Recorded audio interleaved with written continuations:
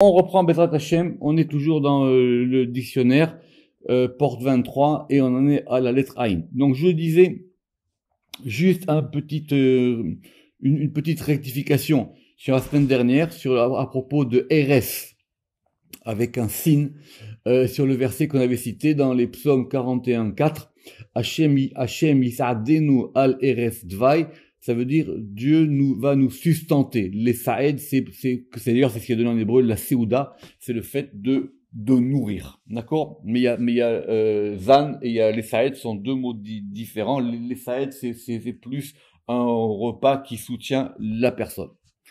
Ok. Et d'ailleurs, c'est ce verset juste qu'on avait appris qu'il y avait la Shrina au chevet. D'ailleurs, c'est le cas de le dire, puisque c'est le chevet d'une personne malade. Alors, un mot surprenant. Donc, le Ramak, effectivement, il a le Zohar, effectivement, en tête, et il va prendre ce qu'il y a dans le Zohar. Donc, ça veut dire, on n'en est pas encore au stade qui arriveront plus tard des dictionnaires où on va supposer que. Donc, voilà, il y a un texte où il y a pas de texte. Sinon, effectivement, on ferait un autre dictionnaire. Alors, Esev. Normalement, Esev, vous allez dire, mais tout le monde sait ce que c'est. Esev, c'est une herbe. D'accord. C'est ça. Donc, Esev, littéralement, c'est l'herbe. Et c'est littéralement l'herbe des champs. Très bien. Mais il se trouve que Rabbi Shimon, il a donné deux enseignements très compliqués sur ce mot de Esev. Et il y a deux textes dans les Tikkunim. Le premier, Vezel Shono. Mai Esev. C'est quoi Esev? Alors, rappelez-vous quand même que dans Maaseh Bereshit, le moment où l'herbe apparaît, c'est important. D'accord. C'est quoi Esev? Av, Shin. On coupe le mot en deux. Aïn Bet et Shin. Ve'inun, et ce sont les Aïn Bet Shemahan, des Hinun Levushin, des Aïn Bet Shemahan Nilahin, que Gavna de Esev, des Iu Levusha de Chita. Adkan Leshono, ve Kavanato Mevuheret. Alors, ça va du coup nous faire beaucoup de révisions. Vous voyez comme quoi en deux lignes de Zohar, on a beaucoup de choses. Donc, on a pris ce mot Esev. On le coupe en deux. Aïn Bet et Shin. On traduit. Et ce sont les 72 noms des Inun. Aïn Bet, c'est 72, hein. Des Inun Levushin, et qui sont les vêtements des Aïn Bet, des 72 noms supérieurs, qui Ravna de Esev, sur le modèle de l'herbe, des Iou Levusha, qui est le vêtement du blé. Fin de citation. On va lire la deuxième, et après on va tout revenir là-dessus. Parce que du coup, on va tout réviser, le schéma Aïn Bet et tout ça. Évidemment, ici, vous voyez bien que c'est pas vraiment de l'herbe, puisqu'on dit que c'est ce qui recouvre le blé. Donc apparemment, c'est je sais pas, c'est pas une coque, c'est pas, je sais pas quel est le nom botanique. C'est pas le son, c'est parce que Chita, c'est le blé ou c'est le froment. Rappelez-vous qu'on a vu Chita, mais on va revenir sur tout ça très très tranquillement. Deuxième citation dans le Zohar, toujours dans les Tikkun Zohar, mais un peu plus loin. Esev, Aïn Bet Shin. Pareil, Aïn Bet et Shin. Da Yaakov, c'est Jacob. Kelil Tlatavan, qui totalise les trois patriarches. Ça, on comprend, parce que Yaakov, on a dit qu'il est Bechir Sheba Avot. Il est l'essentiel des trois patriarches, puisque Tiferet, ça comprend en lui Chesed, Vora et Tiferet aussi. Des Inun, Anfe Ilana, qui sont donc les branches de l'arbre. Vesalkin les Aïn Bet Shemaan, et qui vont s'élever dans les 72 noms de Vaïssa, Vayavo, Vayet, des Ba'a et Shema, parce que c'est par ce nom, Idberiou, Izbin, Veilanin, qu'ont été créés, autrement dit, c'est la végétation, ont été créés les herbes et les arbres, des Inun Nishmatin des Tzadikaya, qui sont les âmes des justes. Adkan Leshono. D'accord. Alors, je vous propose qu'on y revienne doucement. Ok. Le schéma Aïn Bet, normalement, tout le monde sait ce que c'est. Le Shem Ayin Bet, c'est expliqué dans Praté Hashemot. Mais Praté Hashemot, évidemment, comme vous le faites tous les soirs avant de vous endormir, il faut... Dans Praté Hashemot, là-bas, on a vu deux choses. On a vu une première chose, qui est l'interprétation classique du Shem Ayin Bet. Ça, c'est le chapitre 5 de Praté Hashemot, c'est la porte 21. Ça, j'espère que tout le monde le sait par cœur. C'est-à-dire, on prend Vaïssa, Vaïevo, Vaïet, les trois psukim dans Béchalach, on en met un à l'endroit, on en met un à l'envers, et on en met un à l'endroit, on fait des colonnes. Chaque verset, il a 72 lettres. 72 fois 3, ça fait et 216, ça fait Gematria Riv, Resh Yud Vav, qui est Gematria Gvura, et donc, du coup, on va avoir 216, enfin, 72 noms de 3 lettres. On est d'accord ou pas? Très bien. Au cas où vous l'auriez oublié, ce nom, il a un moyen mnémotechnique pour s'en rappeler. Il s'appelle le nom Aria. C'est quoi Aria? C'est une lionne. Parce que Aria, ça a aussi la gematria de Resh Yud Vav. Ça, vous l'aviez oublié. Très bien. Ça, c'est la base du Shem Ayin Bet. C'est expliqué très très bien dans le chapitre 5. Il faut l'avoir fait dans le Zohar. Pourquoi est-ce qu'on met un mot? Pourquoi est-ce que les psukim, il y a une discussion là-bas dans le Zohar? Est-ce qu'on fait moitié-moitié? Pourquoi est-ce qu'on met un à l'endroit, un à l'envers, un au milieu? Ça, c'est la base classique du Shem Ayin Bet, dit classique. Très bien. Maintenant, reprenons. Qu'est-ce qu'on nous dit ici? Ve'inun, et ce sont les Ayin Bet Shemaan, les 72 noms, des Inun Levushin, qui sont les habits des Ayin Bet Shema'an Ilahin, des 72 noms supérieurs. Donc on a deux Shem Ayin Bet. Reprenons. On a dit SF. On va revenir à SF. On prend d'abord Av. Très bien. Av Shin. D'accord? C'est le Shem Av du Shin. Maintenant il dit que ce sont les 72 noms qui sont les habits des 72 noms supérieurs. Alors, lesquels on a, lesquels on n'a pas. Très bien. Première question. Dans la deuxième version, qu'est-ce qu'on a?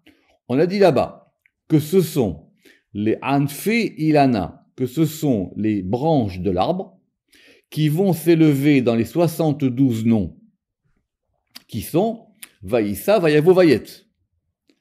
Et c'est Jacob qui est totalisé des trois pères. Parce que par ce nom, des A, des B, Shema, Idbariou ont été créés, Isbin, Ilanin, les herbes, la végétation, j'ai dit, et les arbres, qui sont les âmes des justes. Très bien. Juste, simplement, c'est des calculs élémentaires. Si on veut maintenant faire 72 par rapport à 3, parce qu'il a dit que c'était Abraham, Isaac et Yaakov, ça fait donc 3 fois 24. D'accord. Cette notion de 3 fois 24, on l'a pas vu, nous, dans le Zohar, au chapitre 5. Dans le Zohar, qu'est-ce qu'on a, nous? Vous vous rappelez que j'avais fait un cours là-dessus sur le Shem Ayin Bet, là-bas, à propos d'Aboulafia, quand on avait fait ce Sefer à Yitzira, là-bas, la fameuse roue qui tourne du Shem Ayin Bet, enfin, d'une certaine manière, du Shem Ayin Bet. Très bien. Pour ce faire, il faut avoir fait le chapitre 6. Parce que dans le chapitre 6, là-bas, on a ramené un texte du Bahir. Or, dans le Bahir, là-bas, c'est bien expliqué que ce degré de 72, il se fait sur 3 degrés. Il se fait sur 3 degrés. À tel point que on avait dit même que 72, c'était 6 fois 12. Or, c'est quoi 12? Ce sont les 12 arêtes du cube. Ah oui, ça, il faut avoir fait tous ces textes-là. Vous vous rappelez les 12 arêtes du cube? Or, ces 12 arêtes du cube, c'est quoi? Ce sont les ramifications de Tiferet. C'est ce qu'il y a marqué ici. Qu'il y a marqué qu'ils sont les branches de l'arbre. Et qui vont s'élever en 72. Donc, deuxième texte, vous avez un point central. Ce point central, c'est Tiferet. Ce point central, lui, il est composé de 3 fois 24. Et qui correspondent effectivement aux branches de l'arbre. Parce que c'est Tiferet, c'est l'arbre. Et donc, de cet arbre-là, vont se déployer 6 fois 12 qui sont les 72 noms du Shem Ayin Bet. Très très bien. Le Ramak, il avait expliqué là-bas, et c'est après, pour ceux qui veulent vraiment faire de la technique après, dans les chapitres 7 et 8, que effectivement, on pouvait décomposer le Shem Ayin Bet par rapport à des éléments de 3 fois 24. Or, c'est quoi 3 fois 24? 3 fois 24, ce sont les permutations, soit du Shem Adni, soit du Shem Yudke Vavke, soit du Shem Ekeye.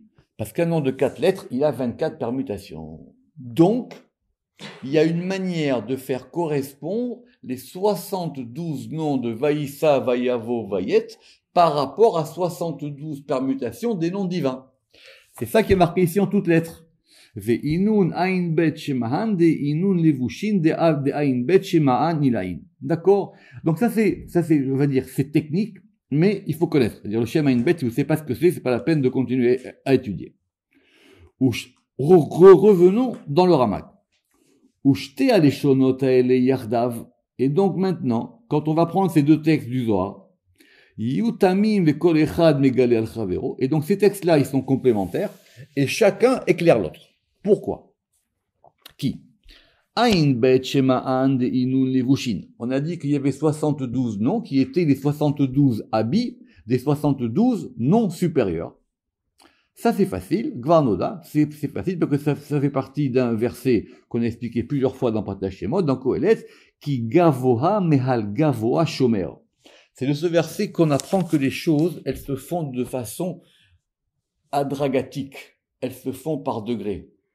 C'est un verset très important dans Kohelet qui dit que, littéralement, qui gavoa mehal gavoa, parce que de ce qui est haut par rapport à ce qui est haut, il y a un gardien. Autrement dit, les choses, elles sont de hauteur par rapport à hauteur. Et ce qui est haut, c'est haut par rapport à un bas, et c'est bas par rapport à un haut. Ça, on l'a vu là-bas. V. Ain bet shebot. Et donc, ces 72 noms. Yesh laem ain bet avayot. Ces 72 noms, ils vont correspondre à 72 tétragrammes, mais tétragrammes qui peuvent être soit adni, soit ekeye, soit yudke vavke. Chez M Mekorot, parce que ce sont ces 72 noms divins qui sont les racines du Shem Ain Bet, comme on le connaît, et c'est ça qu'on a expliqué dans Praté Shemot. Le Shem Ain Bet, vous savez, le fameux Shem Ain Bet, ils font des tableaux avec, ils expliquent, etc. Ce sont presque des trigrammes, quoi. D'accord? Mais en fin de compte, leur racine, c'est 72 avayot. Et donc, très très bien. Shemot, et donc effectivement, parce que, donc c'est expliqué là-bas, vers Kavana, qu'il y a une bête à elle, que donc ces 72 là, ils correspondent aux vêtements des 72 des Ain Bet Shemot, des 72 noms, Ané Lamot, qui sont donc cachés, qui sont dans le Shem Adnout, comme on l'a vu là-bas. Pourquoi Adnout, il n'a pas ramené Avaya et Keye? On va voir pourquoi. Mais, ok, très bien. Donc je veux bien. Dans Esev, on est en train de parler des herbes, hein, d'accord. Donc dans Esev, il y a le Shem Ain Bet. Il y a le Shem Ain Bet lié au Shin. Très bien. Reprenons le Zohar. Qu'est-ce qu'il a dit? Que Ravna de Esev, parce que c'est ça, ce principe de Ain Bet Shin, ça correspond au principe, donc, on va dire, de l'herbe ou de la végétation, des Yul Levusha de Chita, qui est l'habit du blé. Ok. Pour ceux qui travaillent, on l'a fait l'article Rita. L'article Rita, on l'a fait. Et d'ailleurs, c'est un article très intéressant. Pourquoi? Parce que d'abord, ça fait partie des 7 fruits de la terre d'Israël. Donc ça fait partie des fruits très importants. Et puis parce que simplement, c'est à propos du Rita qu'on va faire la bracha de Birkat Hamazon et de Motzi. On peut pas faire du Motzi sur autre chose. Qu'est-ce qu'on avait dit là-bas à Rita? Alors vous pourrez le refaire. Mais Rita, c'est un grand sujet. C'est quoi? Alors, nous, on avait dit que Rita, là-bas, on les traduit par le froment et par le blé. D'accord? Et le Zohar, il avait dit là-bas que Rita, il a pour valeur numérique 22. 8 plus 9 plus 5. Et que ça correspond à la totalité des 22 lettres. Et c'est quoi Chita? Ce n'est rien de moins que la Shrina. Le blé, c'est la Shrina. Or, cette Shrina, c'est pour ça que le blé, c'est si important. On ne va pas refaire le blé. On l'avait déjà fait. Rappelez-vous juste, pour ceux qui savent, l'introduction du Sifra des Siniuta. C'est que sur la notion du blé. L'histoire du paysan avec le blé. Revenons dans le Ramak. Donc, c'est pour ça que ce Esev, c'est lui qui est l'habit de Chita. Et Chita, c'est la Shrina.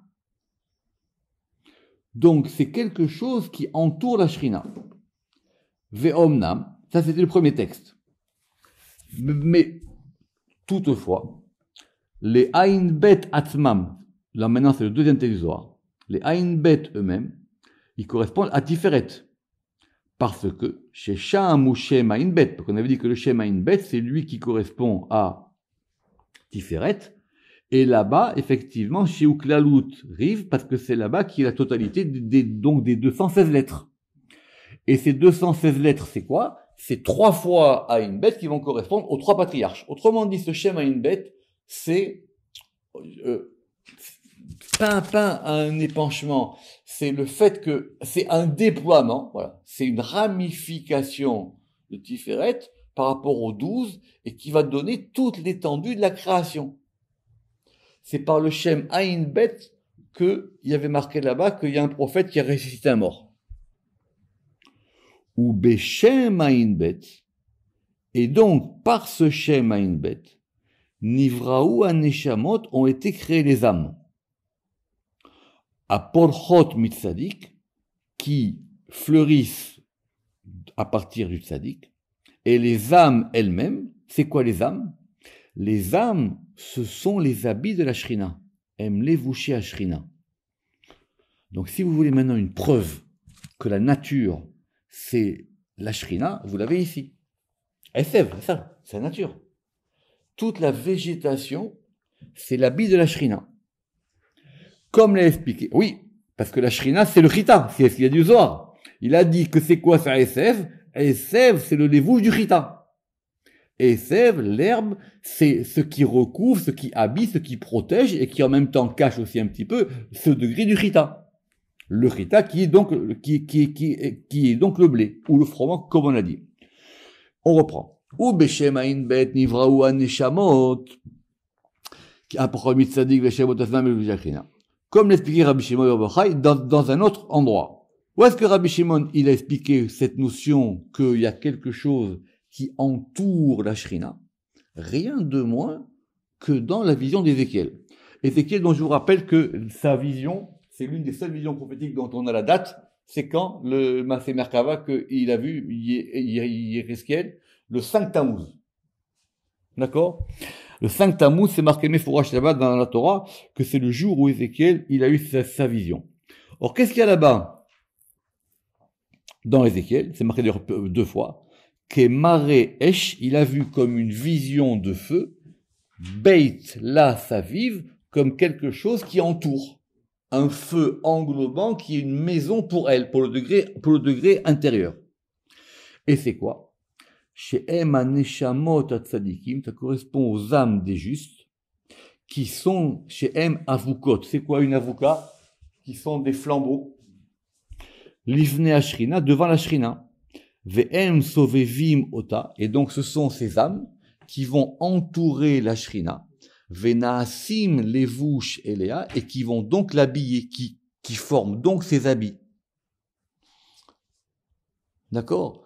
Les hitkachet bahem, pour pouvoir se parer en elle, dans ses âmes, les harot lifne baala, pour qu'elle puisse se montrer devant son mari, devant l'époux qui est Tiferet. Vechen, et de même, imitlabeshet bahem baolam hazeh. Et donc maintenant, elle va aussi s'habiller par elle dans ce monde-ci, comme on l'expliquait dans Charabia au chapitre 4. Le Ramak, il dit, il faut mettre un point. Vekolze dahaknu leyashev shetehaleshonot haelu. Et donc, nous nous sommes efforcés de mettre ou d'établir le lien entre ces deux passages du Zohar pour dire qu'ils concernent un même sujet. Et donc, Esev, c'est intéressant parce que d'habitude dans le dictionnaire, il commence par dire c'est tel sira. Là d'abord, il analyse et après, donc, conclusion, c'est quoi cette notion de Esev? C'est Tiferet.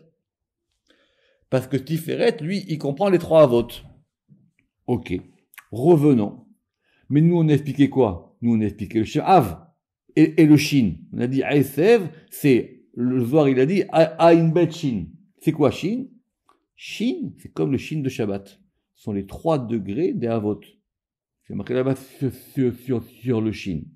Donc, ça, c'était le petit passage écologique sur la végétation.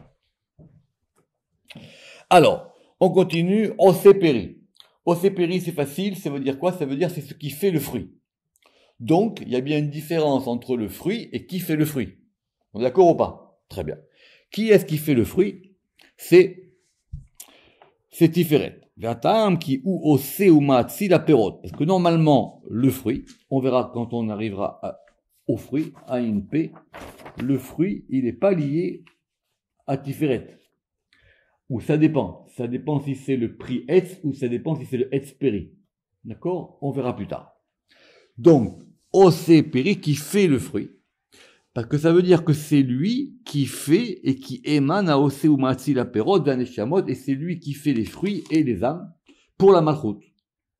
Et donc, l'essentiel du travail de fabrication du fruit dépend donc du masculin, qui est donc Tiferet, et c'est comme ça qu'on a vu dans Parashat Vayechi à propos d'Yaakov. Alors, Ashan, tant qu'on y est maintenant dans les choses écologiques. Ashan, c'est de la fumée. D'accord? Ashan, c'est de la fumée. Donc, on avait vu la dernière fois qu'il y avait de la nuée. Vous vous rappelez, il y avait une nuée et maintenant on a de la fumée. D'accord? Donc, il y a bien une différence entre Anan et Ashan. Or, la fumée, on la trouve beaucoup. À tel point qu'il y a tout un chapitre sur la fumée dans Shar Maoud Vanaga au chapitre 12. À propos d'un Zohar. À propos d'un Zohar qui va expliquer quoi? C'était à propos du sacrifice de Noé. D'accord? Et le sacrifice de Noé, là-bas, qu'est-ce qu'on a expliqué? Que justement, il y avait de la fumée. D'accord? Alors ici, il traduit Ashan par Tanana. On va juste vérifier que Ashan, c'est vraiment bien la fumée, qu'on ne se trompe pas entre la fumée, la nuée et les différentes vapeurs. C'est ça, c'est la fumée. Or, quel était le mont qui était en fumée quand on a reçu la Torah? C'était le Har Sinaï. Vers Sinaï, Ashan Kulo. Donc, c'est le fait maintenant que quelque chose s'embrase. C'est le fait que maintenant quelque chose s'enflamme. À tel point qu'il y a Yesh Ashan She'enotov, il y a 2 types de fumée. Il y a de la bonne et de la mauvaise. C'est quoi la fumée qui n'est pas bonne? Qui az Ye'ashan Afashem Vekinato. C'est que lorsque, par exemple, la colère divine, c'est comme les narines qui s'enflamment. Ce sont les narines qui fument, qui az Ye'ashan Afashem, donc va se mettre en fumée, Af Hashem, le nez de Yudke Vavke, Vekinato et sa vengeance. Alors, c'est quoi une bonne fumée? Elle avait dit, ça dépend. Veu Hashan Ayotsemima les mata. Il y a d'abord une fumée qui va de haut en bas. Veu Koach HaGvura. Et ça correspond à la force de la Gvura, à Mitoreret qui va s'éveiller, Bekama Kochot par de nombreuses forces, Asher la midin kadosh qui vont venir d'un din saint. Veretsuara le avetra veshalom, et ça peut être aussi même quelque chose qui est là pour frapper quand ça va pas. C'est un feu divin. Ça c'est quand la fumée elle est de haut en bas. Mais maintenant, c'est quoi la bonne fumée? Veyash Ashan Tov ou Ashan Amaracha. C'est la fumée quand on va faire des sacrifices. Or, ça, c'est un mouvement de quoi? De bas en haut. Et ça, comment il se passe ce mouvement? C'est facile, normalement. Vous mettez le feu, et le feu va faire sortir de la fumée. Il y a une différence, évidemment, entre Esh et Ashan. Normal. Et donc, Veu Atiferet, Aole Bekoach Itorerut, qui va monter par la force de l'éveil, donc de la Gvora, du féminin, Bina Vechorma, de Bina Vechorma, et qui va monter vers Chorma, Vesham Ityardim Shetehem, et donc maintenant les deux aspects de Chorma et Bina, ils vont s'unir par le Sodadat, c'est ça qu'on a expliqué là-bas à propos du Korban, Ve'az Yeret Shefa Bracha, et donc en retour de ça va descendre maintenant un influx de Bracha. Veikar et Torerud Mitzalabina Venegva, mais par contre, cet éveil-là, il provient donc du féminin. Velachen i Ashan din, et c'est pour ça que donc c'est Ashan, c'est du din. Simplement, c'est soit un din du bas vers le haut qui va provoquer un influx qui va redescendre en bas, ou soit de l'inverse. Et ça, c'est expliqué longuement, comme je viens de vous dire, dans Shamaout Vanaga, au chapitre 12. Alors, on va terminer sur la question qui vous préoccupe tous. Comment devenir riche? Comment on dit riche en hébreu? Ashir. D'accord? Ashir, ça s'écrit comment? Aïn, Shin, Yud, Resh. Très bien. Alors, dans les sphirotes, qui est le riche? Très bonne question. Ce qui est sûr, c'est que c'est pas la Malchut. Parce que la Malchut, elle est pauvre. D'accord? La Malchut, elle est appelée pauvre et elle est appelée Dala. Ce qui est sûr non plus, c'est que c'est pas Yesod. Parce que le juste, on a dit qu'il n'avait que ce qui lui appartient à lui. Donc c'est Tiferet. A priori. Ashir, c'est Tiferet. Et il s'appelle ainsi. Tiferet, il est riche. Be'erer par rapport au Tzadik qui est Yesod. Et le Tzedek qui est la Malchut. Chez M, Aniim, chez Lem, Kol, parce qu'ils n'ont rien à eux. D'accord? Rappelez-vous l'histoire de Rabbi Hanina ben Dosa. Il a dit, le monde, il vit grâce à moi, mais moi, j'ai pas de quoi manger. D'accord? C'est ça l'histoire. C'est que tout passe par lui, mais lui, il a rien pour lui. D'accord? Vezeyitaden al rosh shalom. Et donc, et lui, effectivement, quand il a tout ça, ce degré de Tiferet, alors, il s'appelle Ashir. Mais, écoutez le chidouche du Ramak. Ve'efshar shelo yikre Ashir. Mais maintenant, qu'est-ce qui fait que Tiferet, il devient riche ou pas? D'ailleurs, c'est une bonne question. Parce que Yaakov, si on parle de Tiferet, Yaakov, quand il arrive chez Lavan, il a dit juste à Dieu, si j'ai de quoi manger et une chemise pour me mettre, ça me suffit. Et il est ressorti plutôt en bonne condition. D'accord? Donc, qu'est-ce qui fait que ce degré de Tiferet, il peut atteindre ce degré de la richesse? Ramak dit Ve'efshar, c'est possible. Chez l'Oikra Ashir, et là, Biyoto Kaloul Mikol Asiriot. Ashir, ça vient de Milachon Esser. Pélé. Ça vient du 10. Lorsque Tiferet, il est totalisé de tous les dixièmes de toutes les sphirotes, ça s'appelle qu'il est Be'osher. Osher avec un Aïn, parce que Osher avec un Aleph, c'est autre chose. Osher. Pourquoi? Parce que c'est facile de le Ramak. Chez Enodomé Mishieshlo et Ser le Mishieshlo Mea ou Elef. Parce que celui qui a 10 ne ressemble pas à celui qui a 100, bien ni à celui qui a 1000. Donc c'est quoi la richesse? C'est l'accumulation des 10. Or c'est quoi le 10? C'est un degré de totalité. À tel point que le Zohar il va expliquer là-bas la notion du minyan. Minyan c'est 10. Mais il dit que celui qui est capable d'avoir en lui-même ces degrés des 10, d'ailleurs comme on l'a vu pour les Havot, il n'a pas besoin de minyan. Il est lui-même le minyan. Et c'est comme ça que nous l'avons expliqué dans la porte 10 et pas 9 au chapitre 10.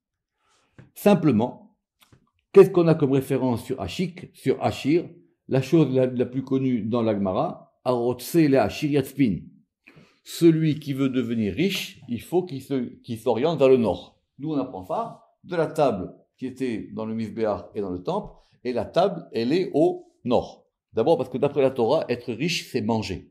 C'est pas avoir des biens, c'est pas avoir des trucs, ça sert à rien. La richesse, la seule bracha qu'on fait, c'est le Birkat Amazon. D'accord? Celui qui s'achète 25 voitures, il fera peut-être même chéri à nous à condition qu'il achète une chemise. D'accord? Il n'y a pas de bracha sur une, rien du tout. D'accord? Donc, c'est sur et donc, comme la table, elle représente l'abondance, elle représente la richesse, et que la table était au nord. Très bien. Maintenant, c'est une marque très, très compliquée que le Rama qui va expliquer, va expliquer, ça veut dire quoi? Donc là-bas, on l'a déjà fait plusieurs fois, mais on va répéter. Donc, selon la disposition du Mishkan, on avait la menorah. La menorah, elle est où? La menorah, elle est au sud. C'est de là qu'on a dit, Arotse la Arkim Yadrim. Et comme la table est au nord, Arotse la Shiriatspin. Très bien. Certains ont voulu faire un faux pchat sur cette mara, à savoir que du coup, il fallait changer l'ordre, ça veut dire quoi qu'il aille au nord. Alors quoi, nous on prie à l'est.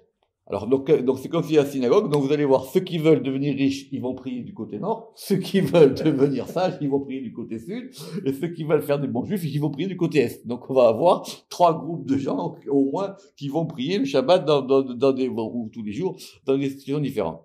Alors Marc, il dit là-bas qu'il n'y a pas marqué, qu'évidemment c'est clair qu'on prie à l'est, mais on prie à l'est parce qu'on veut orienter ce degré de l'est, soit par rapport au nord, soit par rapport au sud. Mais, on reprend. Mais quand on a dit Arotse la Shiriatspin, celui qui veut devenir riche, il faut qu'il aille par rapport au nord. Or, le nord, il est où le nord?